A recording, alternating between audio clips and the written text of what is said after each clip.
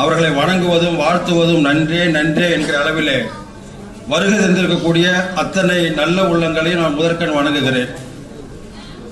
தமிழை எடுத்துக்கொண்டார் தத்து, அவர் எங்களின் சொத்து, அவர்தான் இங்கே அமர்ந்திருக்கிற கல்வி செம்மல் முத்து என்று சொல்லுகிற அளவில் இங்கே தலைமை ஏற்று நடத்தி கொண்டிருக்கின்ற எங்களுடைய கல்வி செம்மல் அவர்களை வணங்கி, அவர் சொன்னது போலவே பெயரை குறிப்பிட்டால் 2:30 மணி ஆகிவிடும் என்கிற ஒரு காரணத்தினால மீண்டும் வந்திருக்கக்கூடிய பேராசிரியர் குழந்தை வேலனார் உள்ளிட்ட அவையை வணங்கி ரொம்ப சுருக்கமாக முடிக்கணும்.